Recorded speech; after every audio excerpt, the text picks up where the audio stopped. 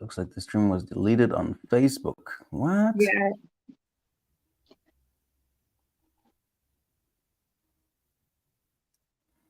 Yeah, they had that message. But they said I didn't get that message now. they said they would fix it.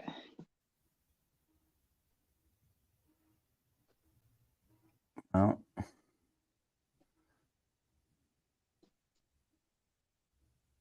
I don't know what to do because the event is there. And and what? Maybe it showed up last week, and you said that's fine. I think it showed up last week when that it was going to. It said it was going to disconnect, but that it would reconnect automatically. Yeah.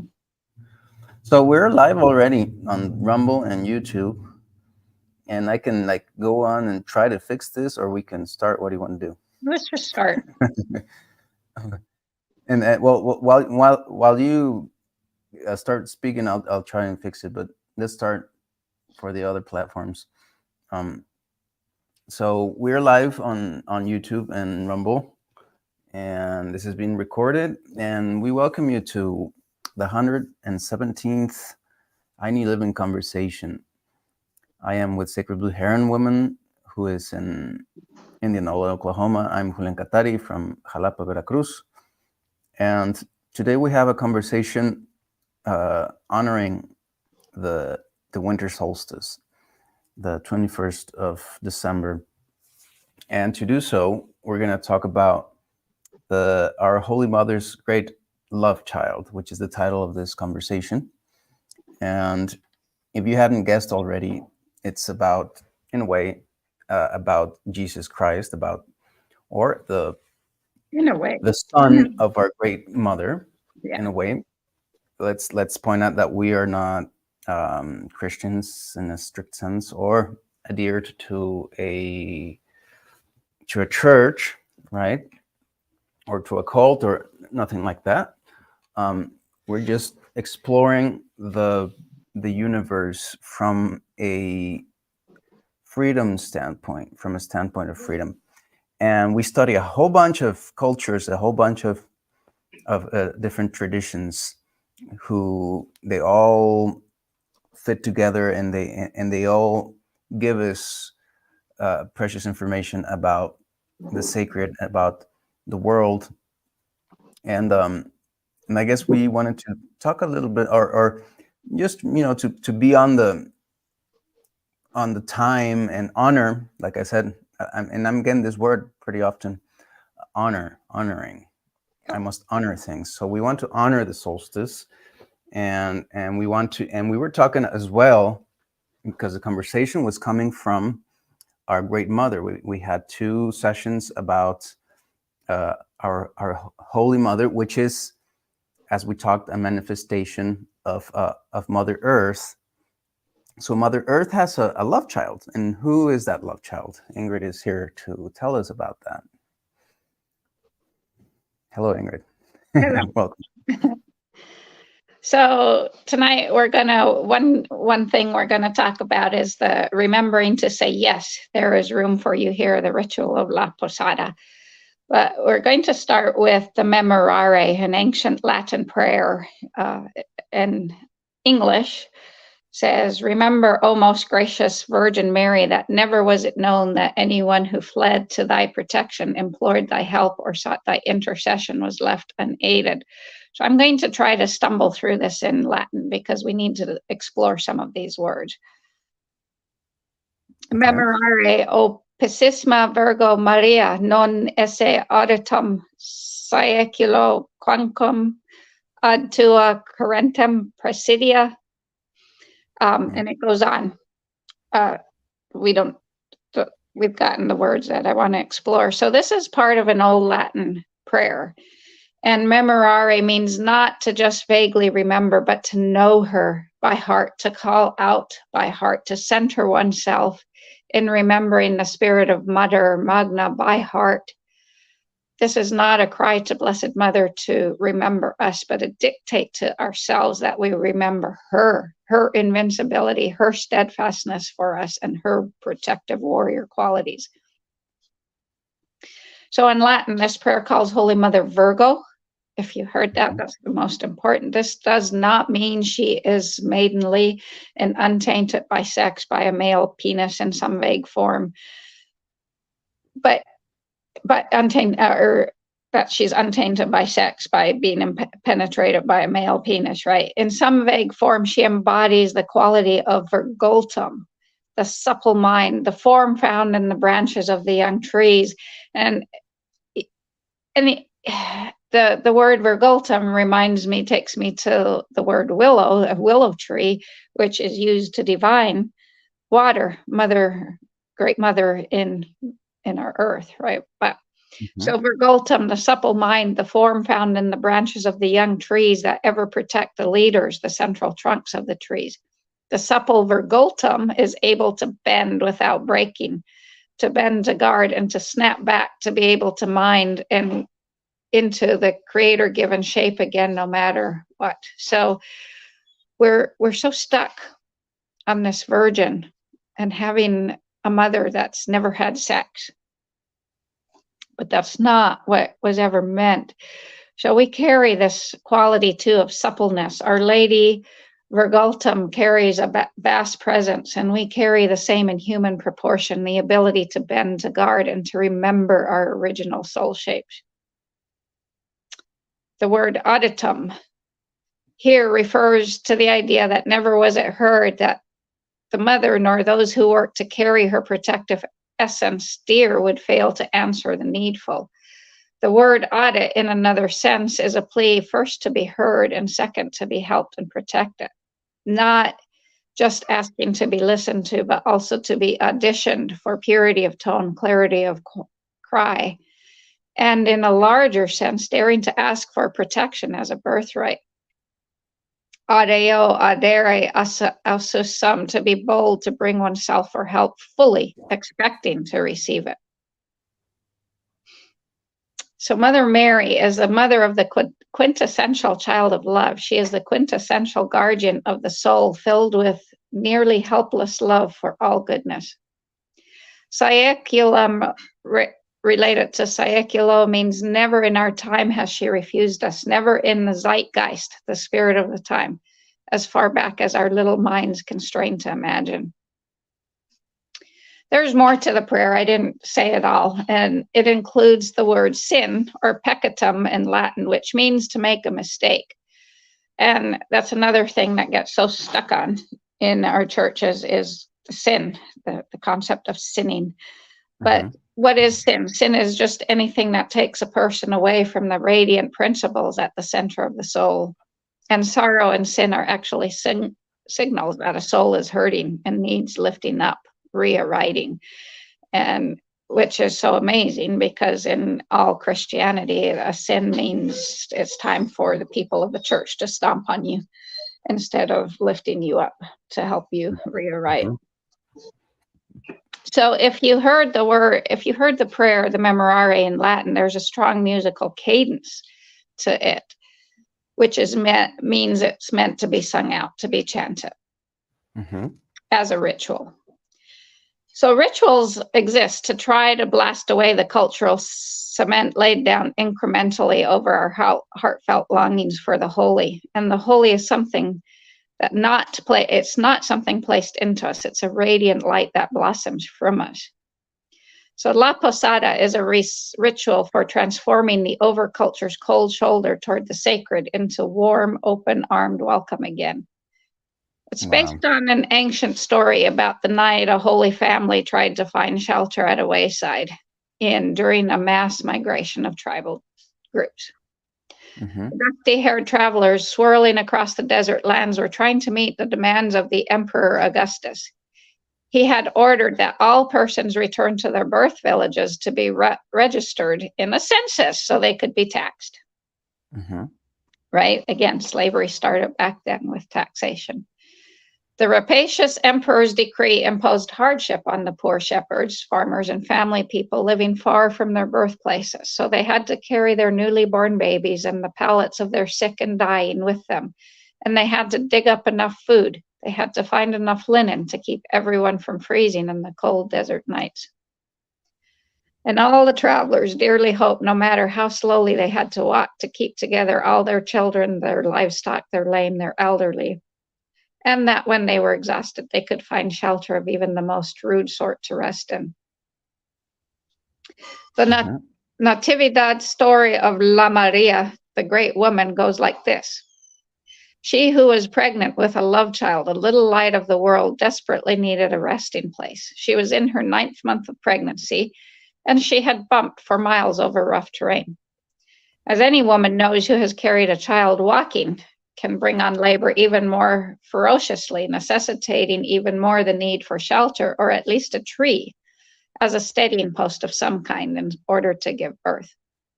But there was no room at any hostel where the hugely laden Maria and her spouse, Jose, begged for shelter. So then as now, and now as then, some speculate there were no rooms because of the huge migration of tribal peoples at the time. Some say the innkeepers turned away the poor because they were holding out for rich travelers who would pay inflated prices. We don't know anything about that, do we? Some say the innkeepers turned away those belonging to racial and economic classes. We certainly don't know anything about that. Tribes and gender, they detest it. Regardless of what reason, the doors were locked against Maria and her carpenter spouse, Jose, and the radiant child of love in her belly. Yeah, as the ancient Posada ritual demonstrates, it doesn't take money, it doesn't take education, it doesn't take being from the right tribe for an innkeeper to open the door to the holy traveler. All it takes is to have mercy on those laden with perfect love, and to remember one's own longing to be united with love, and then the key will turn in the lock automatically. The door of the heart flies open and the holy travelers can enter. So La Posada literally means making one's own heart into the inn or place of shelter for a love child, a light of our world to be born. And there will be no tired routines with this. Rather, we'll make again special places in our real lives for love. We're having a internet hiccup. You do. You are. I'm not seeing it. I don't know if it's me or it's...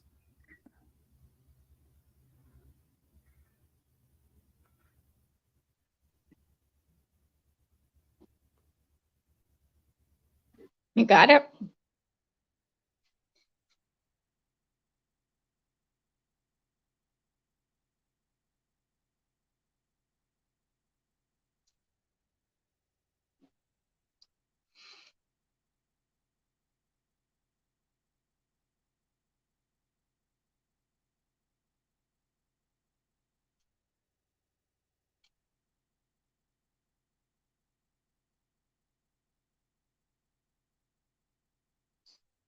Hello, we had a complete loss of signal from my end. Yeah. And it was so interesting. Okay, so we're back. I'm checking, and we're on the 3 platforms. And I'm not going to monitor anymore because I think that's what drags more internet. Right. So please keep going. You got lost at well, you were talking about we don't know anything about this, about the segregation, about inflation. Right. So it doesn't take money. It doesn't take education to open our hearts to, or a door to the holy travelers. It just takes love. So La Posada literally means making one's own heart into the inn or place of shelter for a love child, a light of our world to be born. There will be no tired routines. Rather, we'll make again special places in our real lives for love to literally be born into the world through La Maria, La Lumina, the carrier of the light. Blessed Mother with us, for us, through us, time and time again, not just once a year, but rather a daily practice of remembering to grant first place to love without barriers. And a prayer that commemorates the true love of true love could be, Holy Mother, fill me every day, present and every day future tense, fill me with a child of love. And know that this child of love is not a human baby necessarily, but your gift of love to share with your human family and our more than human life world, so that we can all live in plenitude. I'll be saying more about that later. During Posada, fear that loving the holy is somehow dangerous or diluted is wiped away as society's foolish lies. Fear that loving must be hoarded like a string, or that it might make one sick of one, or if one be found too loving or lovable. In becoming a posada, a little inn at the wayside, a refuge in the wilderness of our own cultures, love is only dangerous the way warmth is dangerous to things that have grown too frozen in scowls or in you can't hurt me smiles. Posada means to reject the overculture that harps about how unrealistic it is to teach unfettered love, when in fact to reach for love is the only remedy for so much that is so tedious, for so much that is too hard or too soft or too short or too long or too vague or nearly too anything, because it's been gutted of simple dignity. Rejecting the overculture's demand that we all be cross and impatient often means to stop, just stop, and examine where in life we bristle and defend, acting as though we're going to be left duped or impoverished if we dare to give away what we carry in endless abundance innately, fully lit love. So the more we develop the imitation of Maria, an imitation of Great Mother Mary, acting as she acted, not nibbling at life, but living fully unfurled as one who carries a child of love, the light of love through the dark of the night, through tempest, through travail, through taunting, through all the tremors and cultural attacks. Acting this way exactly gives birth to a child of love every day. A primal truth that comes to us from the Holy Mother through the name per se is this: my young women and men shall never work for a living, because women and men who work for a living cannot dream, and wisdom comes in dreams. The Viking stemsmith didn't work for a living. He dreamt about his passion of craft making. Craft making is art, and art is not just for oneself, not just a marker of one's own understanding. It's also a map for those who follow after. The craft of the hands, the making of something to ease someone else's life, are the making of something, and that something is the soul. And anytime you feed your soul, it guarantees increase. So craft making is experiential and artful play that feeds the craft maker soul, as well as the soul of the person who is gifted with the item that eases their daily living. And another piece of this ancient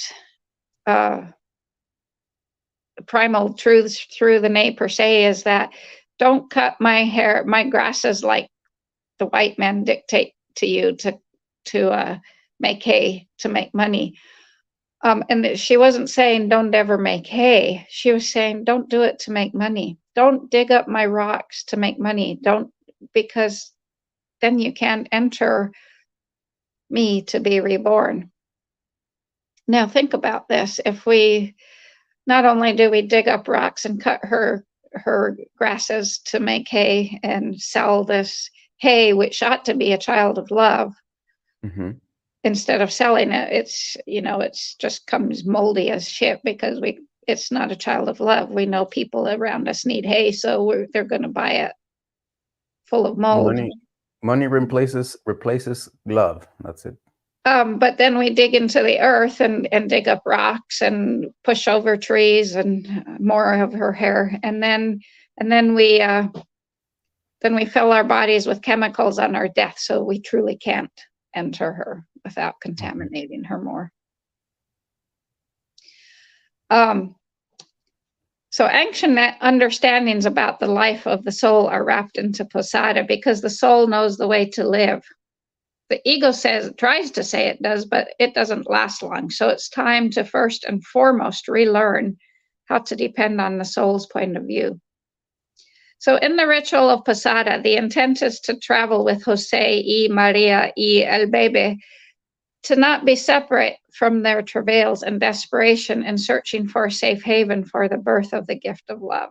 This is not an imagined travail for today, as in times past. Probably most of us feel exiled from everything through the societal rules we must follow to be normal, yet which our souls find bewildering. The sense of being los exilios y los desterrados, the exiled, the banished, is not play acted in Posada. Each Posada pilgrim is in some way truly an exilio, seeking to find shelter from the world for the child of love they carry in their heart. And the underlying elements of the ancient story, being reviled, being looked down upon, being told there is no place for you here, is still too often very real for so many souls in our time.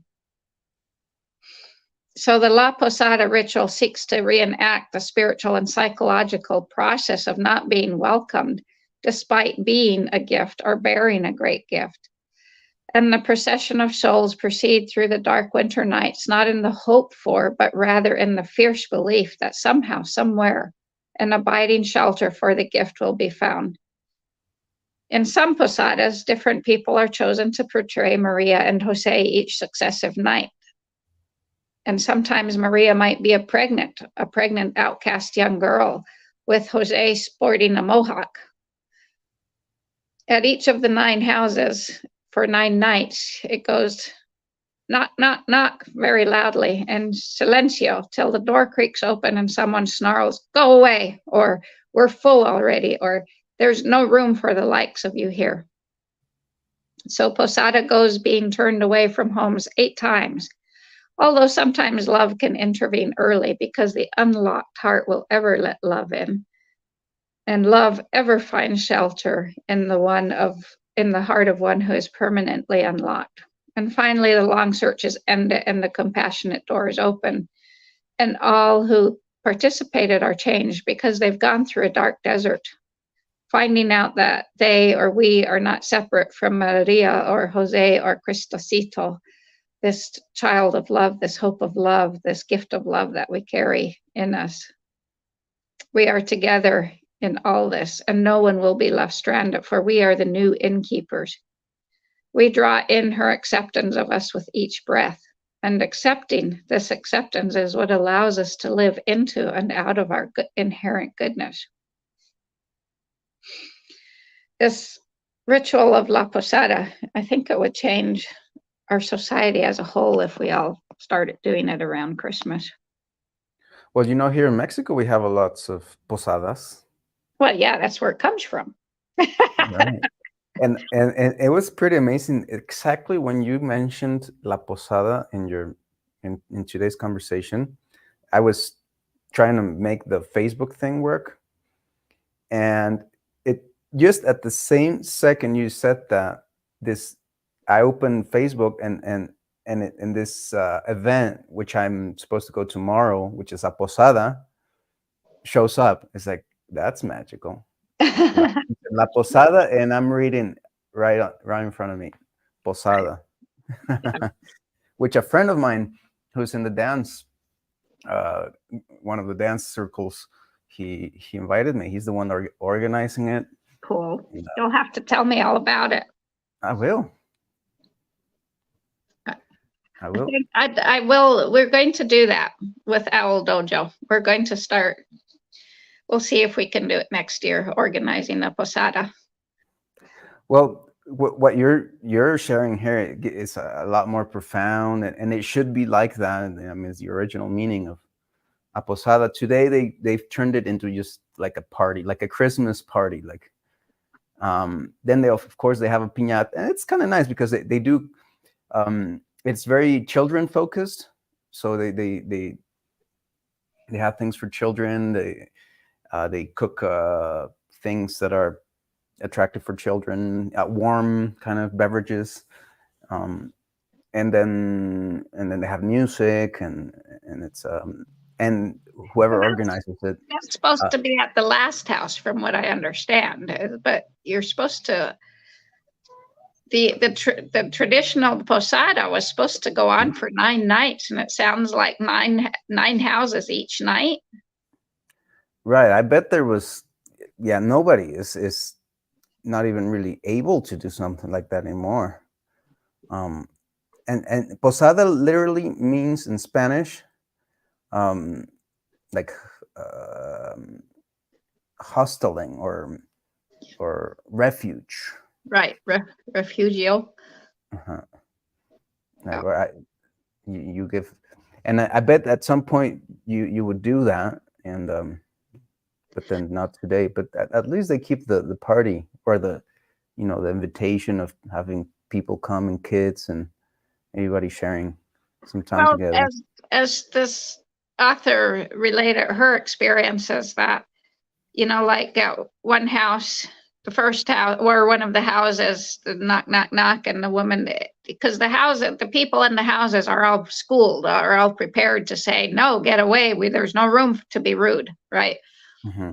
But this lady's drunk husband was like, come on in, there's room for all of you. And he even followed them down the sidewalk. I don't know why you're leaving. There's room for you, right? And then so just the play acting of going, no, there's no room for you, warmed the hearts of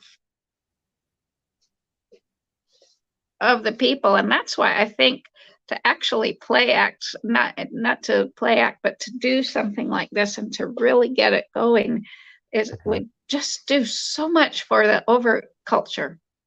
Mm-hmm. It does, Especially yeah. for us white privileged. And I never knew what white privilege was. Did I live on white privilege? I'm sure I did. I'm sure I maybe still do, but it's not with the intent to stomp on anybody else. But Mm-hmm. yeah, so cultivating the habit of self-acceptance is what allows us to open our hearts to be posada, to be the Mm-hmm. inn, to be the hostel of love. To live lives of wholeness, which is the different way that Great Mother is calling us to live. So Mm-hmm. when we can accept fully and unconditionally our limitations, then we can let go of the anxious quest for a flawless life. There we go. Self-acceptance. It's Yeah. And there is a difference between the anxious perfection that we see as flawlessness and the inherent loving perfection that is wholeness. there we go. That's so good that you point out that difference, because you mentioned about how we are told that we're sinners and imperfect, and Right. then we are perfect, but we are perfect in the imperfect sense, in the sense that we're not. And it's so cool that you said that anxious search of perfection, and so the victim is the one that wants to be, is anxiously wanting to have everything go the way Flawlessly, right? they want it, and it's not taking into account your character and the situation and the time, and just taking it more, and seeing how it can be done, but flawlessly, by taking into account yourself and your flaws, right, and where you are. It's also like putting your feet on the earth, and seeing, this is where I am at, this is who I am, Yeah. and I'll accept that first in order to then Right. start improving, Yeah. or to do the things that I want to do. I need to take into account my limits. Well, and there's inherent limits because we're in 3D, right? But let's go on with Great Mother. Mhm. Please. In her many aspects, she's maiden, raging warrior, benevolent mother, death-dealing and all-wise crone, the unknowable and ultimate wired, or I don't know how you say that. It's a Gaelic word, WYRD. She is now re-emerging and rising again in our consciousness. She has been with us from the beginning and awaits us now. She is the beauty of the green earth, the life-giving waters, the consuming fire, the radiant moon, and the fiery sun. She is star goddess, spider woman, Ishmukane, and she weaves the luminous web that creates the universe. As Earth, the great planetary spirit being, she germinates life within her dark womb.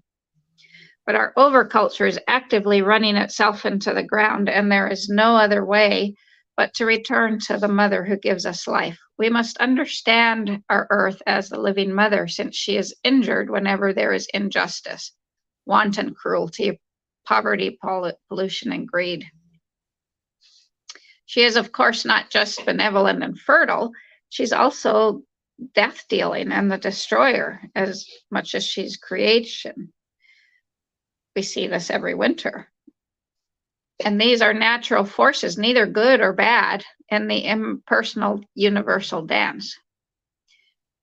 We must open our eyes in this time of the La Posada and this nativity story we so celebrate. We must open our eyes to the destruction that we have participated in with our selfish, despotic, patriarchal system that hates organic life in itself and so desires to become disembodied, to return to an abstract and impossible father who desires sterile death with no rebirth for us all. It's not biologically given in man to be violent and destructive. There have been peaceful maternal cultures with men in them, with men an inherent part in them. So in the beginning, there was a very female sea that provided a womb-like environment for all developing life forms, nourished and protected by its fluid chemicals, rocked by the lunar tidal rhythm. Some say the menstrual cycle originated here, organically echoing the moon pulse of the sea. This period of life was dominated by marine forms reproducing parthenogenetically, which is the development of a female sex cell without fertilization, giving us the possibility of Holy Mother being primordial. In the beginning, life did not gestate within the body of any creature, but within the ocean womb. There were no specialized sex organs. Rather, a generalized female existence reproduced itself with the female body of the sea. In the process of evolving, the ocean of amniotic fluid and the lunar tidal rhythm were transferred into the individual female body. So life is a female environment in which the male appears, often periodically and created by the female, to perform highly specialized tasks related to species production and a more complex evolution. The best known example of this is honeybees, where the drone group is produced and regulated by the sterile daughter workers and the fertile queen. Drones exist to mate with the queen. An average of only 7 drones per hive accomplishes this act each season, and then the entire male group is destroyed by the workers. We don't want to go that way. I'm not advocating that we go that way as humanity. So, among mammals, even among humans, parthenogenesis is not impossible because each female egg contains a polar body with a complete set of chromosomes. The polar body and the egg, if united, could form a daughter embryo. In fact, ovarian cysts are just this. They're unfertilized eggs that have joined with their polar bodies and implanted in the ovarian wall to be developing. So through all this, I am absolutely not saying that males are an unnecessary part of life. I keep repeating that over and over again because in my world, they're very necessary. Right? Parthenogenesis is actually a cloning process. So it's very interesting. That's the first time I've heard that. And I'm going to study more about this, that ovarian cysts are actually eggs that could clone themselves because they've joined with their polar bodies. Wow. Yeah. So I kind of know a little bit about that, but not in such a well-explained way. Yeah, that's the first I'd heard of it. So sexual reproduction actually enhances the variety and health of the gene pool, is necessary for the kind of complex evolution that produced us human species. So that's probably one of the most important tasks we need men for. But not just that. So there is an inductor theory that the overculture has known about since 1951, and they have worked very hard to keep it buried. This inductor theory says that all mammalian embryos, male and female, are anatomically female during the early stages of female life. Mm-hmm. So it's now accepted as fact of mammalian and human development that the embryo in its first 8 weeks of life is an indifferent creature with bisexual potential. In the 8th week, if the sperm that fertilized it has the Y chromosome, now gonads will develop into testes, which secrete androgen, which then causes the male genitalia to develop. So in the absence of androgen, the embryo develops into a female. There is a difference in the development of the internal versus the external genitalia, because for the internal genitalia, the fallopian tubes, ovaries, sperm-carrying ducts, the embryo is actually prepared for both. So in the presence or absence of androgen, one set develops while the other degenerates. With the external genitalia, the different organs develop along diverging lines from the same precursor. This means the penis and the clitoris are the same organ formed by the same tissue. So the female course of development is biologically intrinsic to all mammals. It is a pattern that unfolds in the presence or in the absence of any androgen hormonal influence. So the original libido of warm-blooded animals is female, and the male or maleness is a derivation from the primary pattern. The female clitoris is the only organ in the human female clitoris is the only organ in the human body whose purpose is exclusively that of erotic stimulation and release. This means that for the human female alone among all Earth's life forms, sexuality and reproduction are not inseparable. This is a biological fact, yet as we know, facts are ignored in the service of established ideologies. Mm-hmm.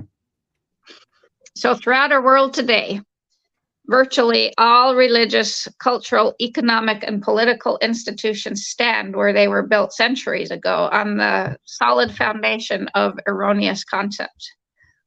I wouldn't say it's a very solid foundation. I'd say it's a pretty shaky foundation. But this concept, one of these concepts, assumes the psychic passivity, a creative inferiority, and the sexual secondariness of women. This concept produced the story that a man named Jesus is the way to life, ignoring the female or writing her off as a virgin. Why do we so desperately want a virgin mother? Why? And why would that repeat itself in so many cultures? Right. I ask that. It's not the culture that repeats it, it's the religion that was brought into the culture that repeats it. In that, I also wonder about that. Is that an addition that appears as Christianity takes over the world? Yes, absolutely. Where but they say that in the myths of the Maya, in the myths of every single culture, there's some kind of virgin thing. But I doubt that. I doubt that because we have to remember that all we know comes through the conquistador with their stories of a virgin mother who never had sex. Right. Mm-hmm. So the known facts are that among our hunter-gatherer ancestors, 75 to 80% of the group's subsistence came from women's food gathering activities. The most primal tools were women's digging sticks, and that women were the first users and domesticators of fire, that they were the first potters, first weavers, first textile dyers and hide tanners, and so on. In observing the linguistic play between mothers and infants, mothers and children, or among work groups of women, it's easy to speculate on the female contribution to the origin and elaboration of language. It's also a known fact that the first formal calendars were women's lunar markings on pebbles and sticks, and that the only God image ever painted on rock, carved in stone, or sculpted in clay was the image of a human female. Some say that early human evolution occurred in stages, the first being hominization, in which our body's sexual characteristic and functions were developed. Specifically, the elimination of the estrous cycle and the development of the menstrual cycle meant that women are not periodically in heat, but capable of sexual activity anytime. Among all other animals, the estrous cycle determines that copulation always results in pregnancy and has no other purpose than reproduction. So, the human race has been definitely shaped by the evolution or revolution of the female body into a capacity for non-reproductive sex. Is this why the story of the Virgin is so important? I don't know. In the beginning, the first environment for all new life was female. The physical, emotional, spiritual body of the mother and the communal body of women, young girls, grown women, older women, working together with their men, with their boys, with their sons.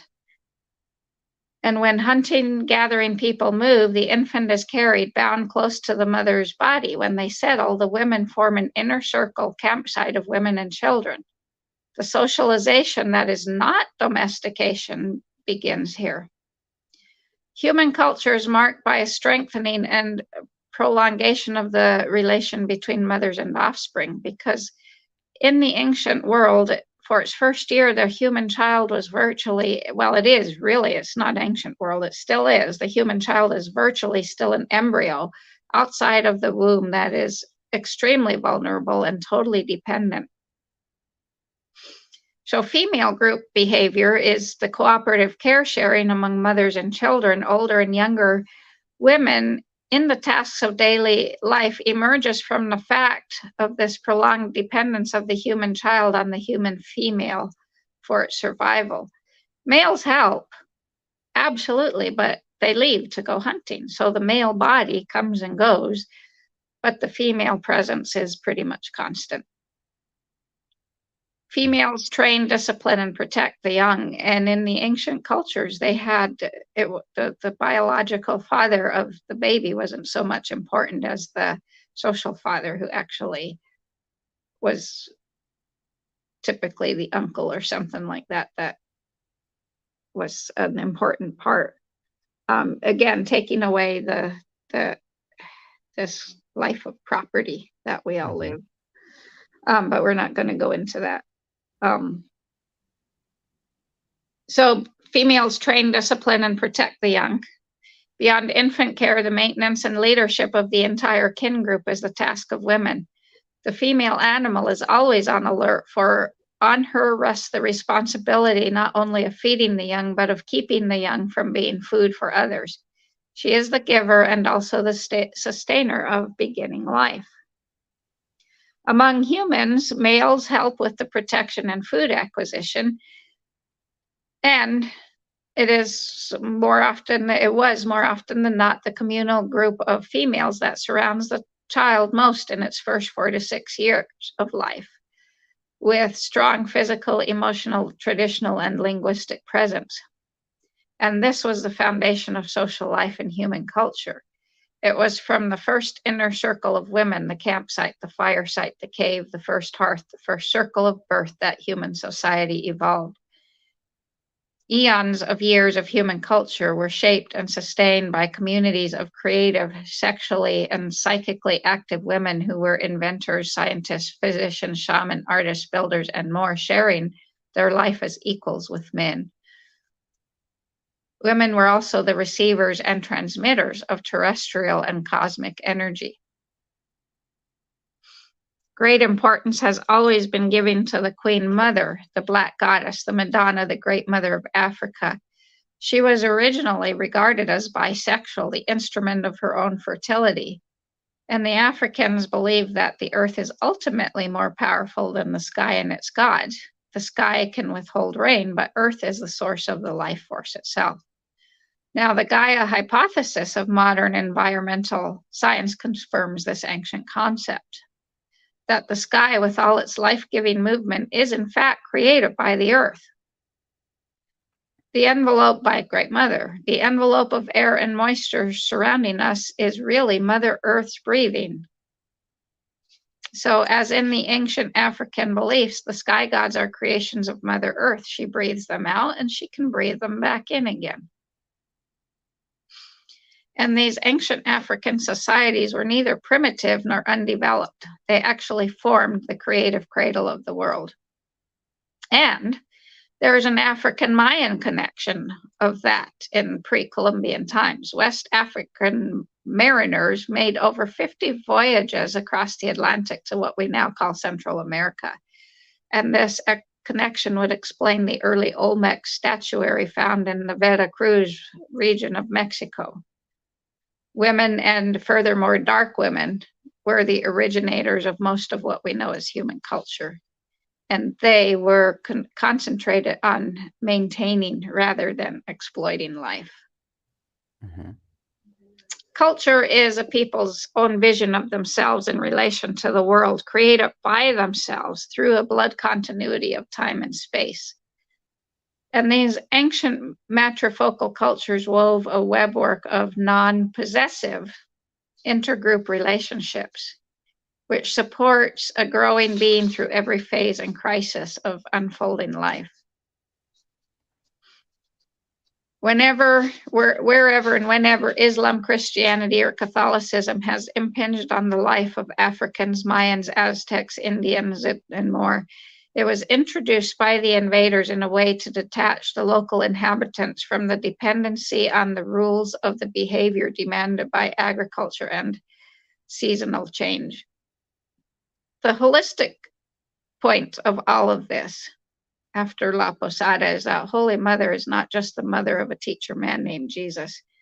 She is the entire community of women, the living earth, and beyond this, the entire surrounding and ongoing cosmic process. And she's not just the entire community of women. She is the entire community of men also. Mm-hmm. The entire community of humans and our more than life world. And in this web, one cannot be alienated because one is always within the process of unfolding, the female process of unfolding. And this process of unfolding is always within the self, also, as we are within it. And I think that's what La Posada ritual would help us remember also. Mm.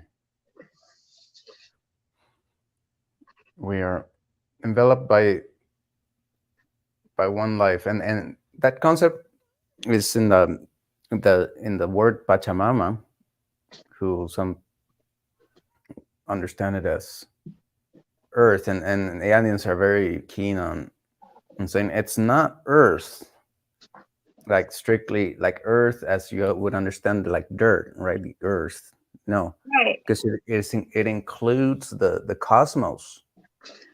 Well, she creates the cosmos, right? And so I'm going to be getting the book of James Lovelock of the Gaia hypothesis. I never realized it, but I've the also biocentric theory, right? Right, yeah. I've also found that this there's a couple of works that are very old. One is called The Pattern of the Past, where this British Guy Underwood, proposes that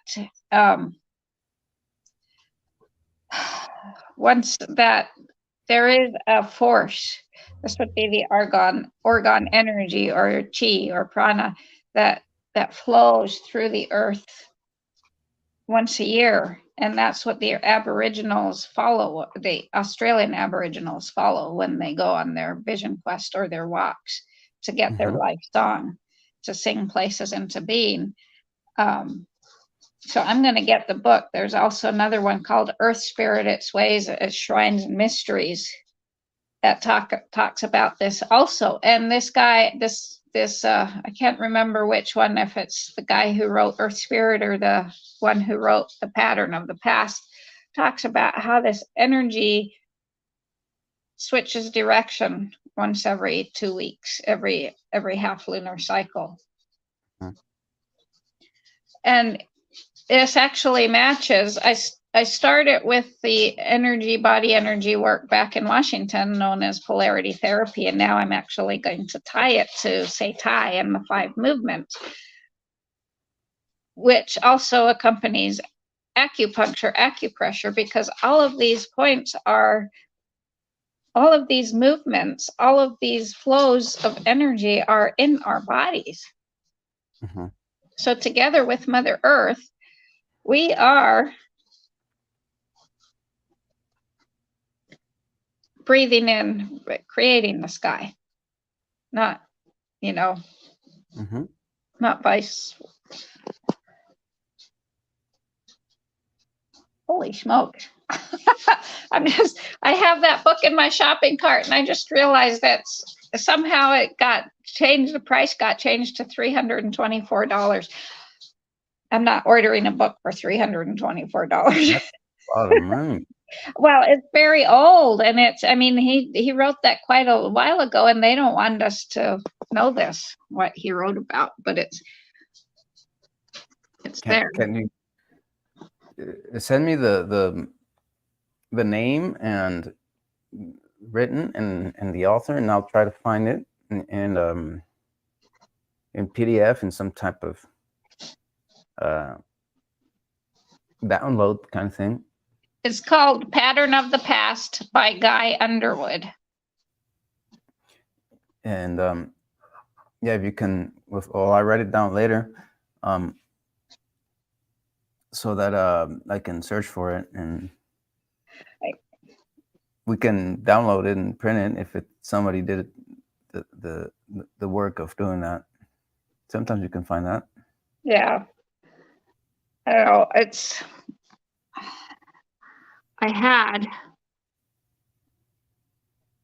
I had it in for a different price. I don't know how it got to be $324. Anyway.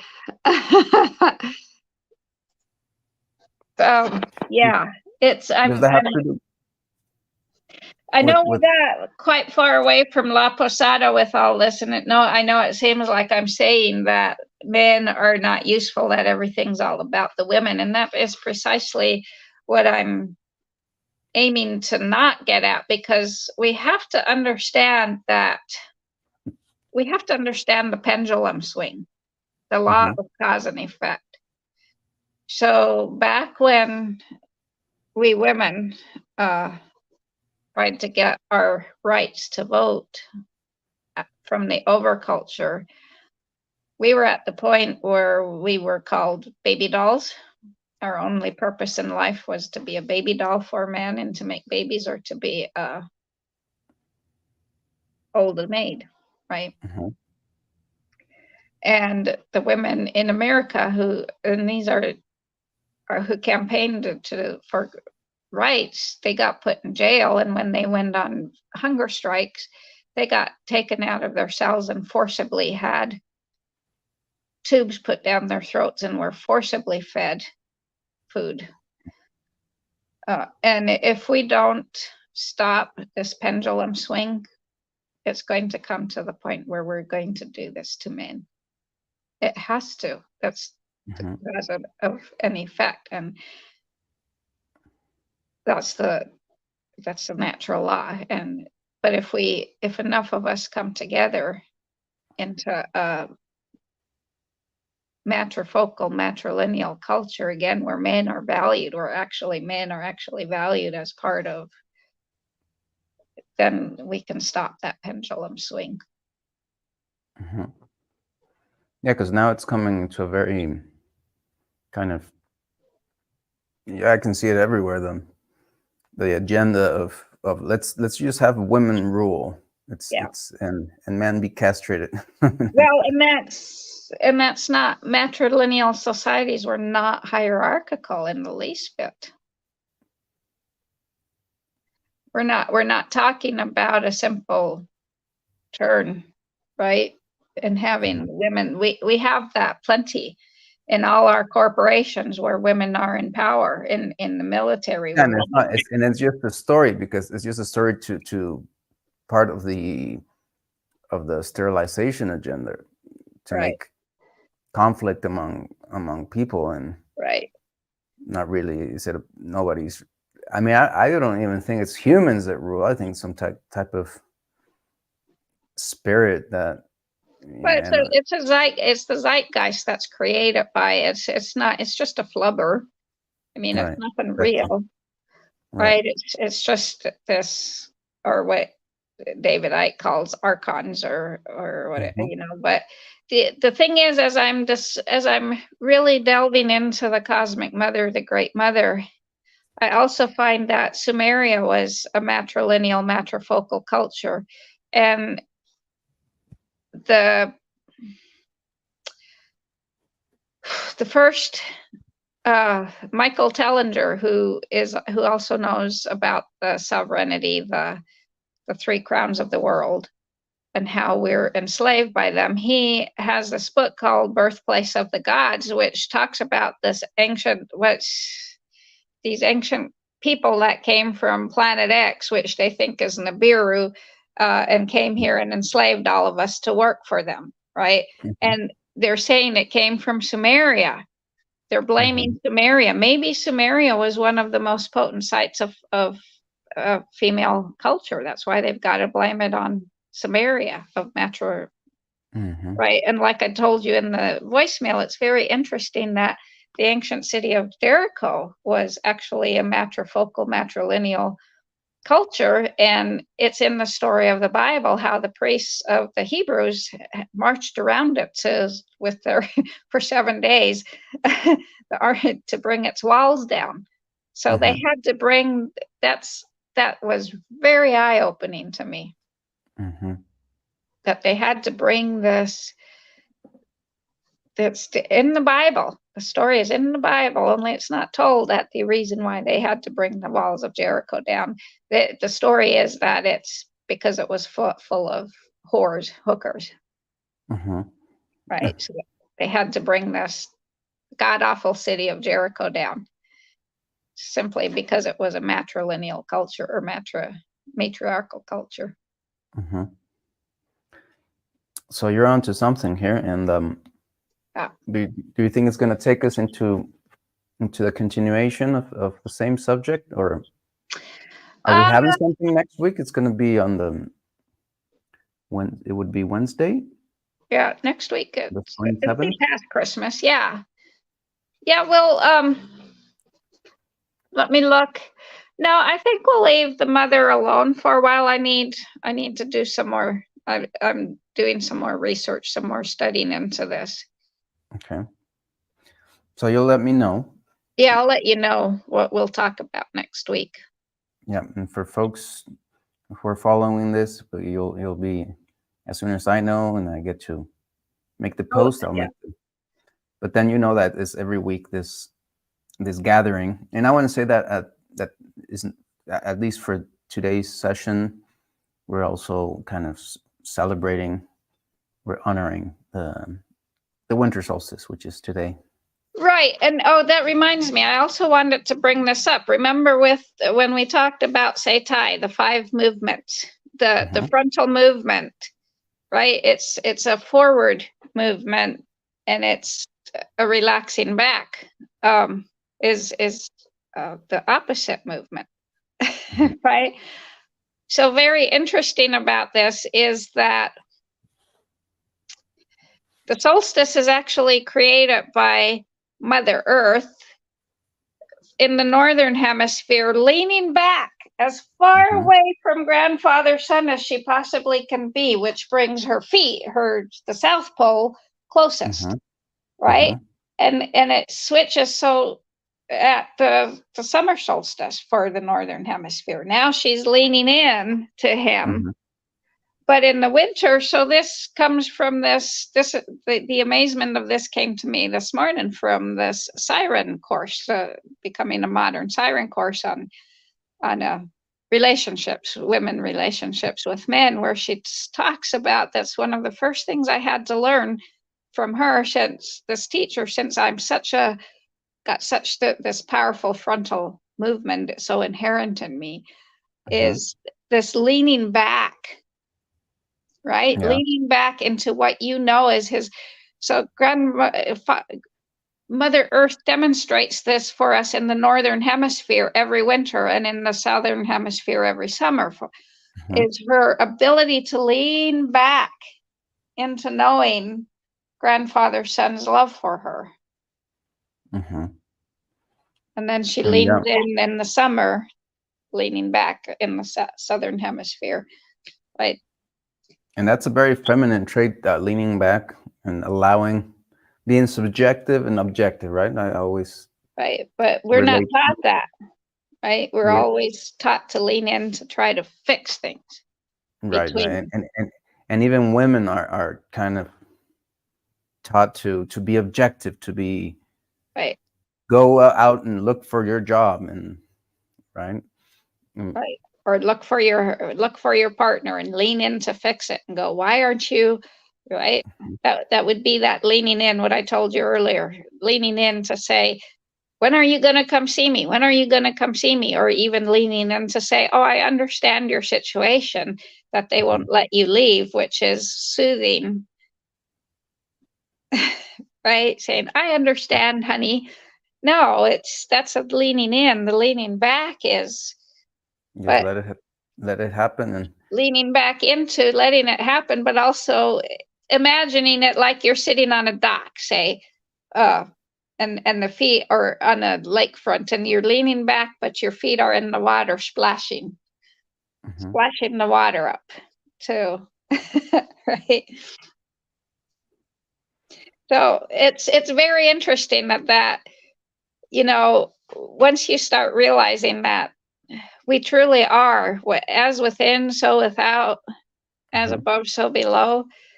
It just really came this morning through an email, actually, an astrologer that said she's leaning furthest away from grandfather son. Wow, that's that frontal movement, right?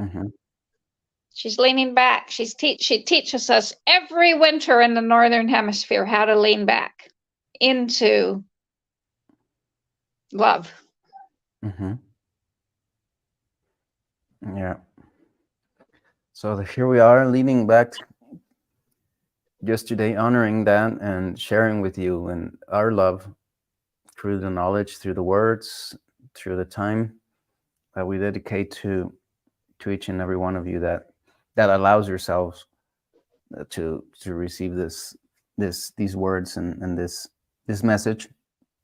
Take the time to listen to it, and hopefully once we're leaning back towards the sun again, you'll be coming and you'll be joining and you'll be activating and you'll be participating, because that's not about only words and knowledge. It's also about doing and acting and sowing and harvesting and making love and having fun and playing music and doing all kinds of neat things.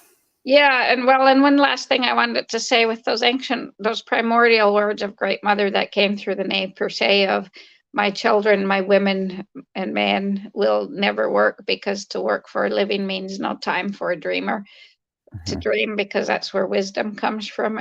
Now, what did we talk about? Was it last week? Was the story of Moctezuma, who killed all his dreamers? Yeah, you told that story. Yeah. Right. So if she spoke through the ne per se and said, my men and my women will never work for a living, because working for a living kills the dreams. Look how we kill to continue the story of Moctezuma every day. Yeah. And we're told from an early age, I used to have a friend who thought she wanted, when she was in grade school, wanted to be a marine biologist, and she was told, "Oh, that doesn't make any money," so she gave up on it. Never followed through. Right. Alrighty. So, do you want to say anything else? Shall we close this? That's it. We'll close it. Alrighty. So, we'll see you next week, everyone, and happy solstice and Merry Christmas and you can still Merry Christmas. Feliz tell you Navidad. Happy New Year on the next week. Yeah. Feliz Yeah. Navidad. Hasta la próxima.